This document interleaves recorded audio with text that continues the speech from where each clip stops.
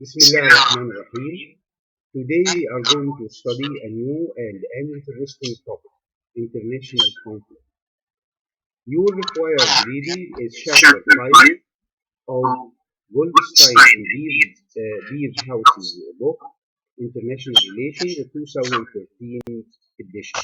You will find an inserted PDF copy of chapter 5 in your slide. In addition, Chapter 5, entitled International Conflict, has been uploaded to your module. I will start by defining some the main concepts, the concepts of conflict, armed conflict, and war, and then I'll explain the changing nature of armed conflict, and then I'll explain two main types of international conflict: tangible conflicts of interests, less tangible or less material conflicts of ideas, and then we'll focus a little bit more on war and its types: hegemonic war, total war, limited war, civil war, and terrorism. More important, we'll try to explain the outbreak of international conflict, which is famous or a common topic for international scholars, uh, called causes of war. We will trace the causes of international conflict on the international level of analysis, the domestic level of analysis, and the international level of analysis. Most important, I'll present you with different methods of conflict resolution. But before presenting the different methods of conflict resolution, I'll give you a definition of what conflict resolution is all about, and then we'll explain these methods ranging from peaceful or political methods like negotiation, mediation, good offices, to legal methods like litigation, so going to the International Court of Justice, and arbitration.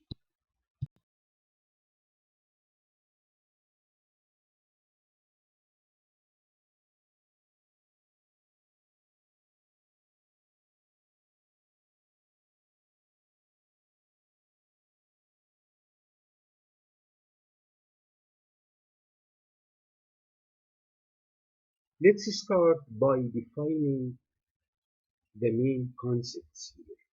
The concepts of conflict, armed conflict, war, civil war, and terrorism. But before defining these concepts, let me remind you of the fact that international relations as a phenomenon is part of human relations.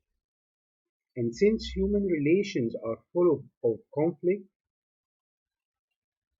so the same applies to international relations.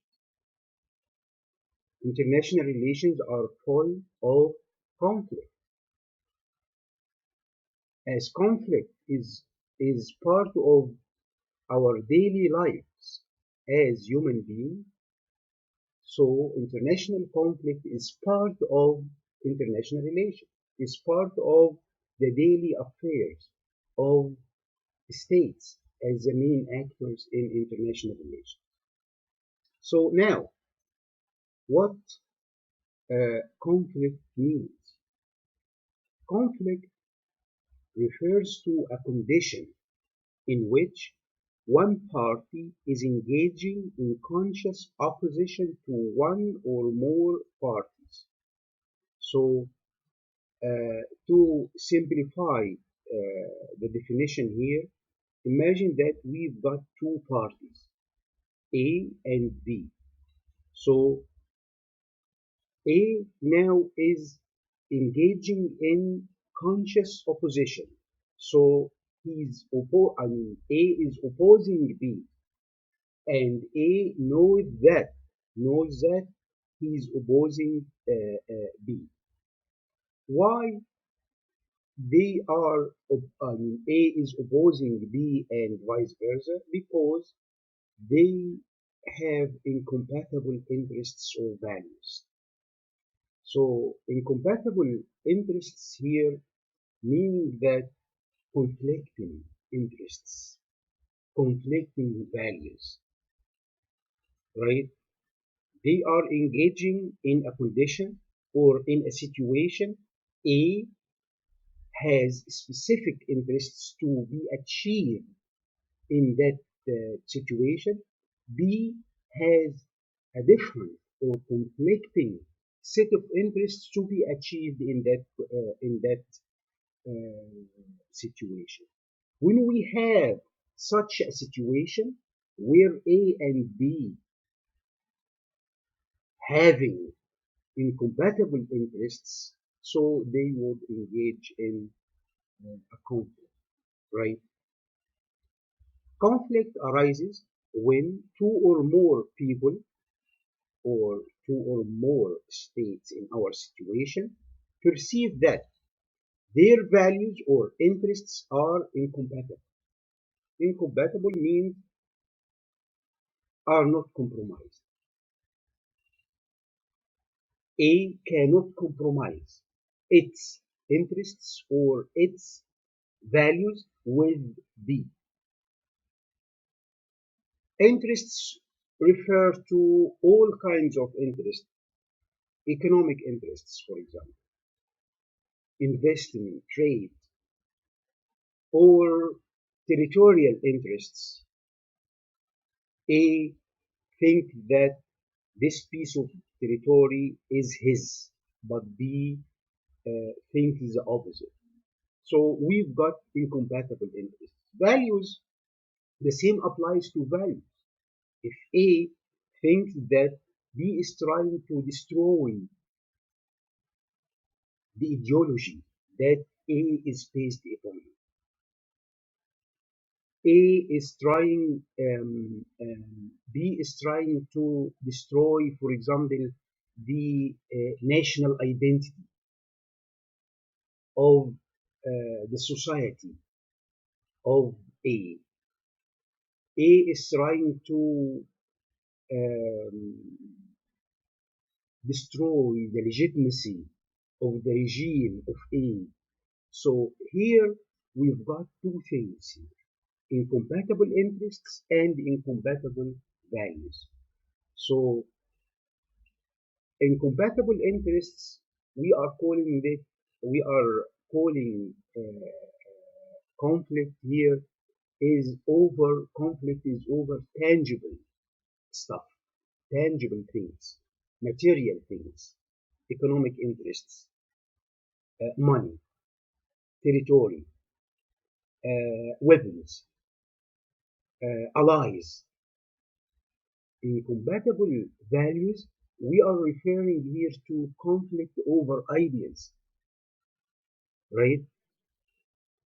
Conflict over ideology. You remember the Cold War. The Cold War was all about what?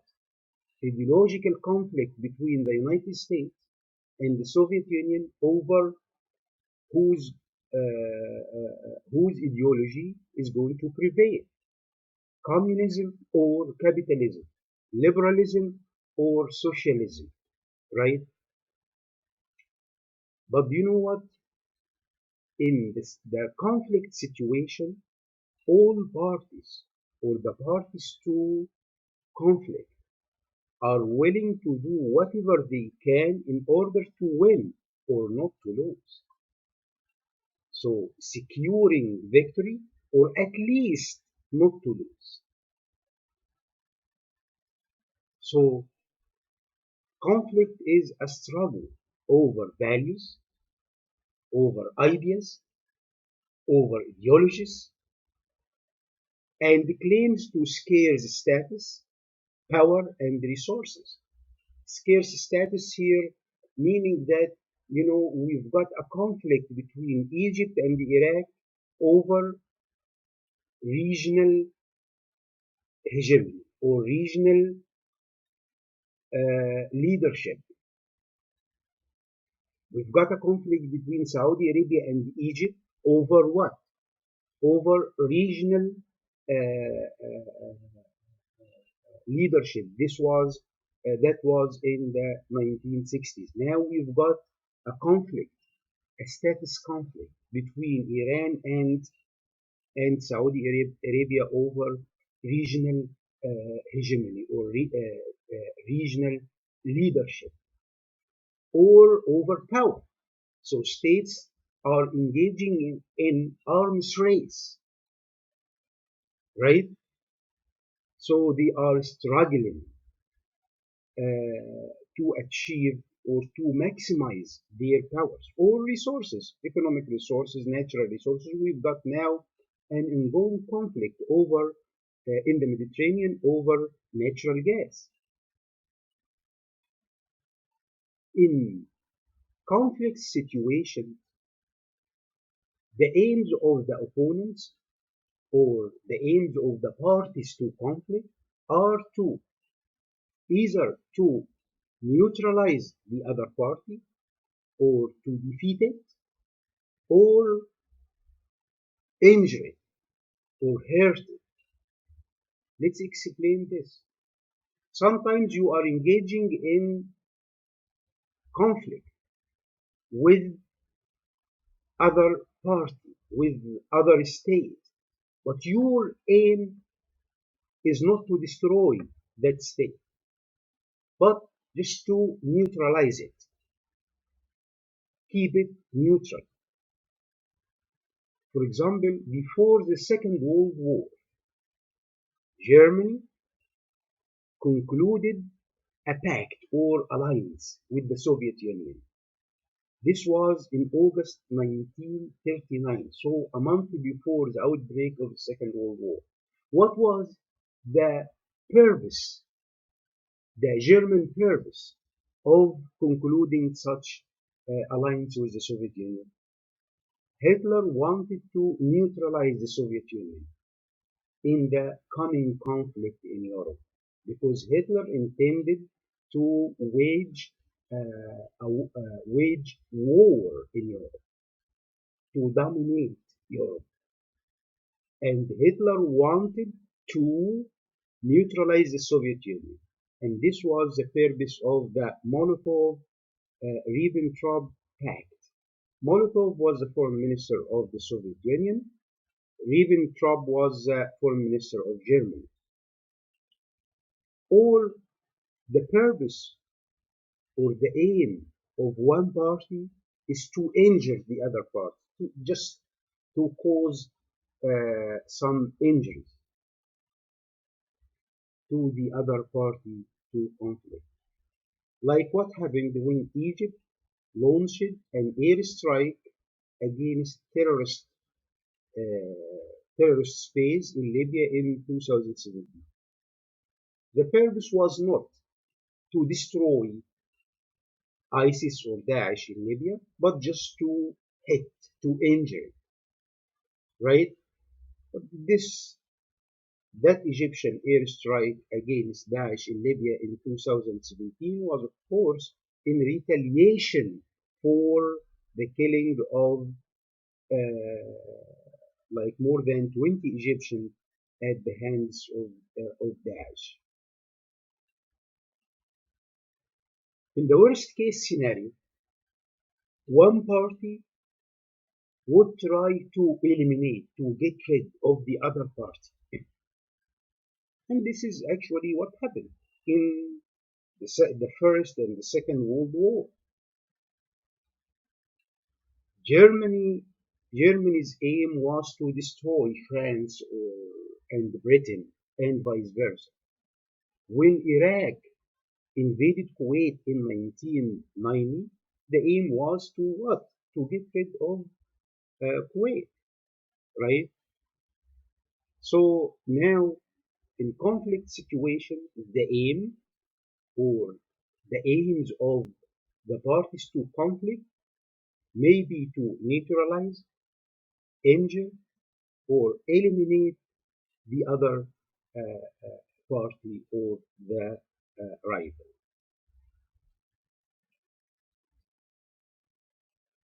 The next point is interesting because conflict may be violent or non-violent.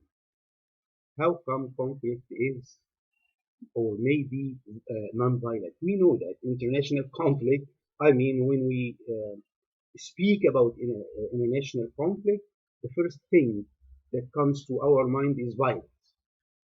International conflict, or when I talk about international conflict, what comes to my mind now, the Syrian conflict or international conflict in Syria or over Syria, international conflict in Libya, the Ukrainian crisis or the Ukrainian conflict between Russia, Ukraine, and other Western European countries. So, how come international conflict may be non-violent? Yes, we've got economic conflict, right? Conflict between China and the United States over international trade, over tariffs. So this some sort of non-violent international conflict, right? We've got a conflict between Iraqi Kurds and the central Iraqi government in Baghdad. But for right now, this kind of ethnic conflict is not violent, right? We've got a conflict between the Palestinian Authority and Israel. But for right now, I mean, there is no violence. Or as I am speaking right now, there is no violent incidents. So, I mean, relational conflict may be violent or non-violent, overt or covert. So, it might be using the military forces or covert methods like, for example, intelligence, spying, all kinds of what is known as the fifth generation of war methods like propaganda, like psychological war. So international conflict may be violent or non-violent, overt or covert. Conflict is neither abnormal, meaning that I mean we are talking about a normal phenomenon, either in our human lives or in international relations, in human relations or in international relations. We studied realism, and they suggested that international conflict and wars are just normal phenomena because of blah blah blah. And many researchers, in fact, argue that conflict is a normal part of life at the individual level and at the domestic level and at the international level. Some go further and claim that it is in fact an essential part of life, essential part of our daily life is conflict. Conflict over ideas, conflict over resources, conflict over scarce status or control. So it is part of our daily life and it is part of international relations.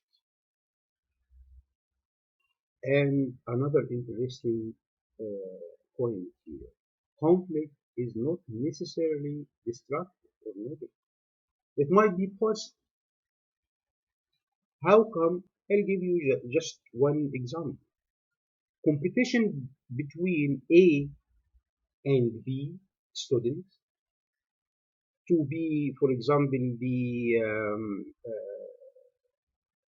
to get a job or to try to be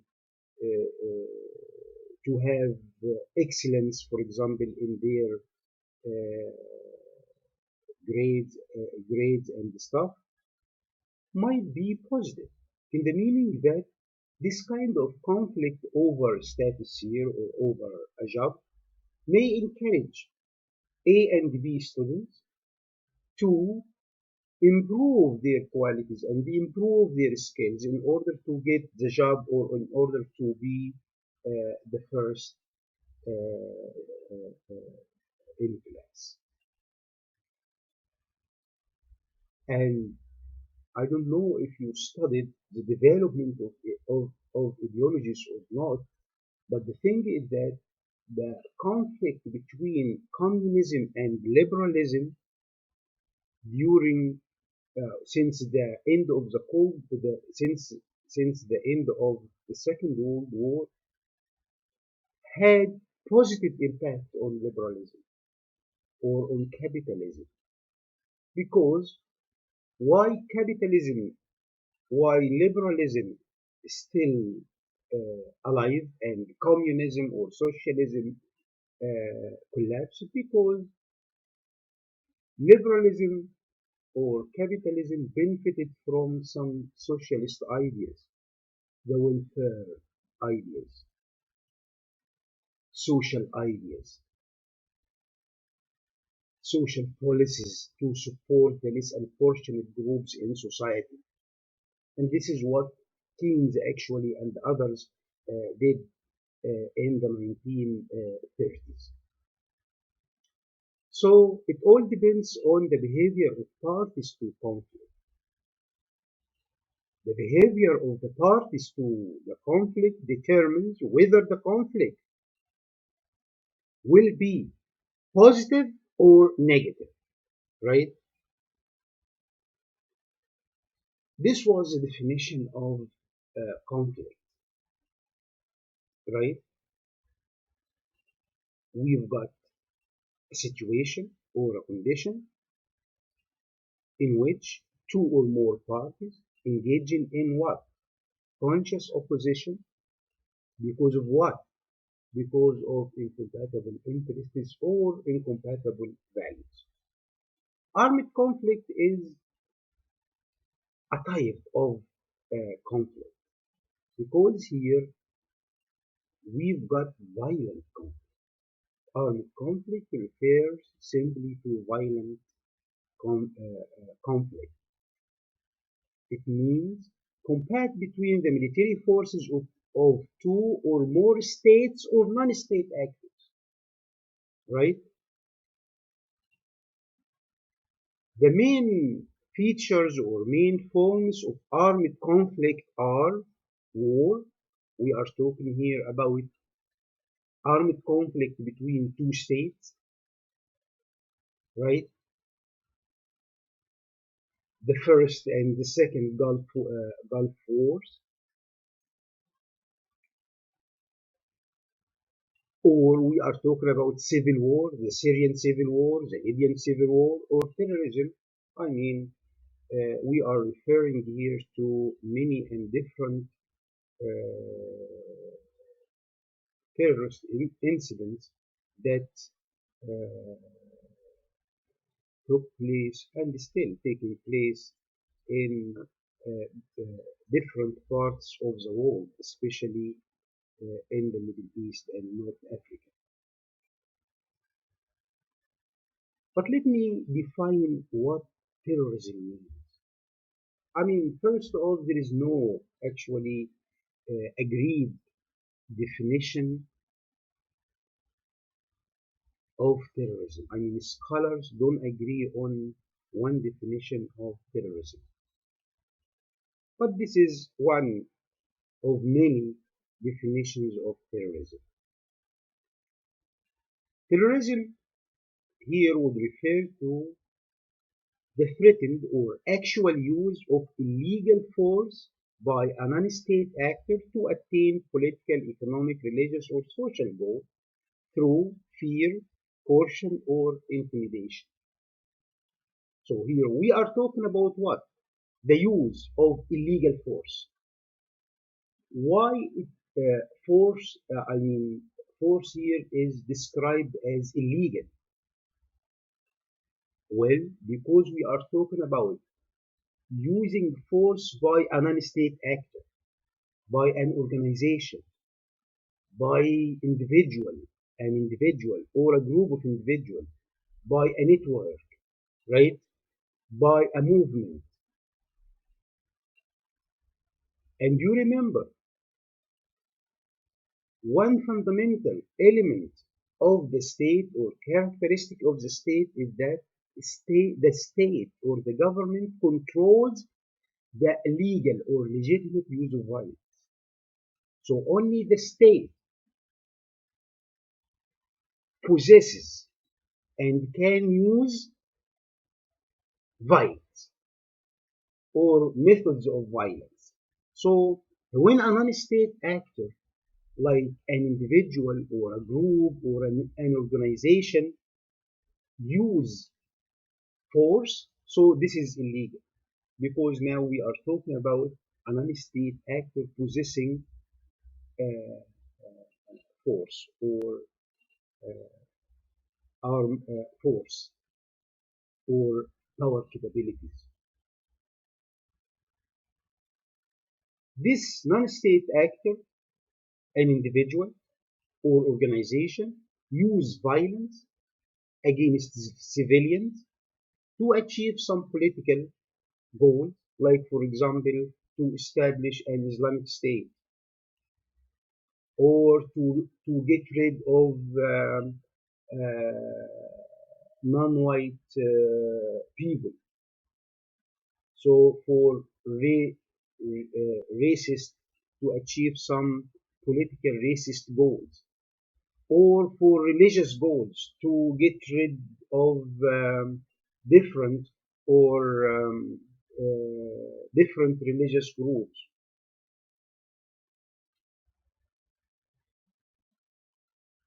So the force is used by an organization like Al Qaeda, like Daesh, like others,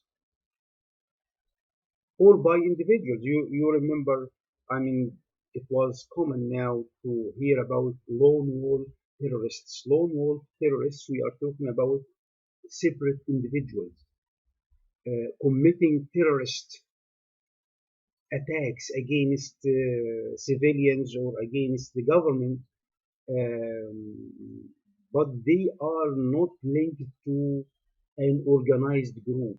They are not linked to Al Qaeda or Daesh or uh, any other terrorist groups, right? So this was the definition of um, terrorism. Let's focus a little bit on the changing nature of armed conflict because armed conflict here is the most important type of international conflict. It is a apparent one and it is the most serious one. And if you have a look on the world's map here, you will find out how many armed conflicts now are ongoing now or are going on now in the world.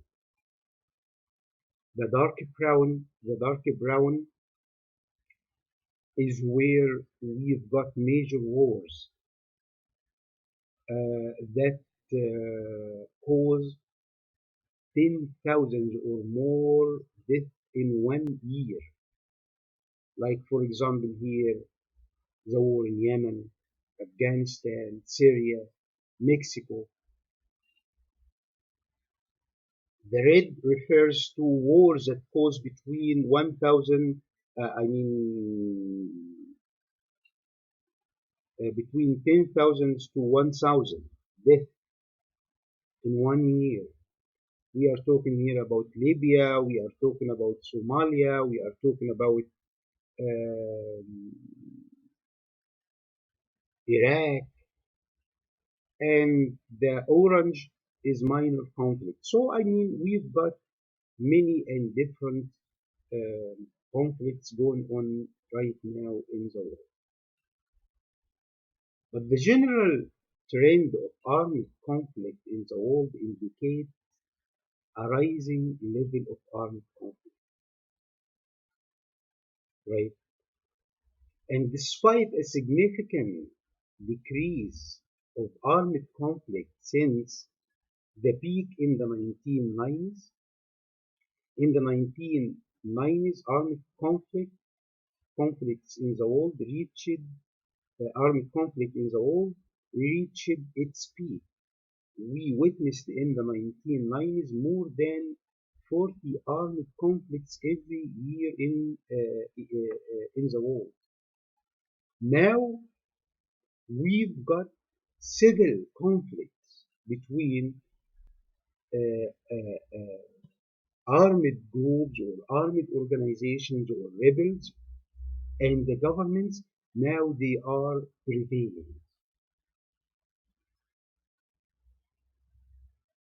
Conflicts have increased sharply since 2010. For example, in 2015, the number of conflicts increased to 50 conflicts compared to 41 in 2014. About one-third of the world's population lives in countries affected by significant political violence. Again, I just remind you, armed conflict refers to wars, to civil wars, or domestic conflicts, terrorism, right? So, to the three types of these are the three types. So, the second characteristic of armed conflict right now in the world is that the proportion of countries engaging in wars has declined. Here we are talking about the number of wars are decreasing. Wars, so we are talking about armed conflict between two or more nation states. Why? I mean, because of many reasons. War is too destructive to be waged among states, right? The second reason is that nuclear deterrence. So now it is hard, I mean, it is impossible to have a war between two nuclear powers, between Pakistan and India, between Russia and the United States, or between China and the United States, between China, between Japan and North Korea. Why? Because of the nuclear deterrence. Nuclear deterrence refers to the fact that we are talking about here two nuclear states, so they possess a considerable amount of nuclear weapons, and each of them would think twice or thousands of times before launching the first strike against its opponent. Why? Because if, if a nuclear state A launched the first strike, state the state B has the ability to launch the second strike. What would be the outcome? Mutual destruction. Mutual destruction. So now nuclear deterrence makes warfare suicidal business. It's like both parties are going to commit suicide if they uh, go to war against each other. Also, among uh, factors that explain why wars are decreasing in number, the growth of international organizations, and we studied the role of international organizations like the United Nations, like the European Union, like the African Union in the peaceful resolution of conflicts between states, or in encouraging states uh, encouraging state uh, uh, uh, to get involved in cooperation with each other, right? The growth of democracy worldwide has led to governments that are willing to compromise, and we studied the democratic peace and uh, uh, which basically is saying that democracies don't fight each other because democratic states, are more willing to compromise than non-democratic states. Now to the third characteristics of armed conflict in the world. Most of major armed conflicts since the end of the Cold War have been internal clashes, so civil wars, or internal or domestic conflict, or internal conflicts over religion, national or ethnic identity, and or access to natural resources or wealth. So most of major armed conflicts right now are civil wars, internal wars over territory, like for example the civil war in Syria, in Libya, over religion. We've got uh, also a sectarian conflict going on so sectarian means religious conflict going on in Syria between the Shiite and Sunni, or over ethnic or national identity. We've got a conflict going on inside Syria also between the Kurds and the Syrians, or the Arabs, or the Kurds and the Turks. And we've got an internal conflict inside Turkey between the Turks and the Kurds, or in Ukraine between the Ukrainians and the Russians, all over resources or wealth, right? So you can explain the Libyan conflict in a way or another uh, uh, by conflict. It is a conflict over natural resources or wealth. Small wars fought by irregular militia and private and semi-private forces against the armies of states, like civil wars and terrorism, are increasing, and you can find out yourself. Civil wars and terrorist attacks are increasing in the world. We've got now over 18 ongoing civil wars in the world. 18. In Ukraine, in Georgia, in Russia, in Iran, in Yemen, in Syria, in Libya, in Central Africa, in Cameroon, and others. I mean, we've got more than 18. Another characteristic of armed conflict today in the world is that most armed conflicts wars occur in the south, especially Africa and the Middle East. So most armed conflicts that is going on right now are taking place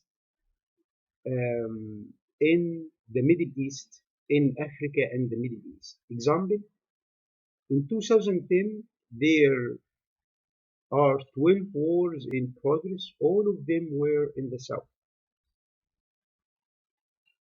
In the south means uh, the three continents, Asia, Africa, and Latin America.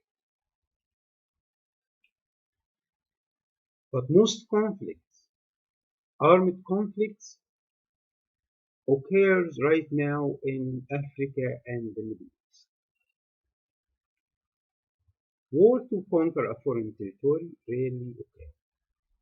I mean, and this relates to the previous characteristic, which is the number of wars are decreasing. So we don't have, you know, a war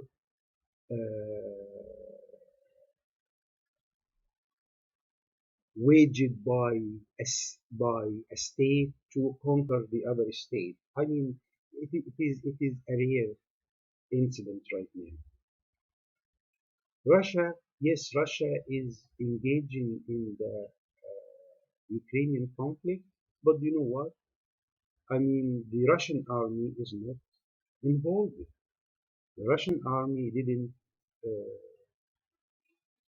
cross the borders of Ukraine in order to conquer or invade Ukraine. Just Russia is supporting or is aiding by money and weapons the rebels in the eastern region of Ukraine. Wars between the great powers are becoming obsolete. I mean, no wars now between great powers. One reason, or the most important reason, and this is the realistic explanation of the non-existence of wars between great powers, is nuclear deterrence, right? Because most great powers have nuclear arsenal. The United States, Russia, China, Britain, France, and others are protected by their nuclear ally. Japan is protected by the United States. Germany is protected by the NATO. So it is absolute. And this table actually shows you how many conflicts in each region of the world to appreciate the fact that most armed conflicts are going on right now in sub-Sahara Africa and the Middle East, right? We've got between 1990 to 2008, we've got like what, 65 conflicts in sub-Sahara Africa and the Middle East and North Africa. All right. So to sum up, um, we just defined the main concepts in our study of international conflict: the concept of conflict, the concept of armed conflict, and types of armed conflicts, wars, terrorism, civil war, and I explained the main characteristics of armed conflict in the world right now. Thank you.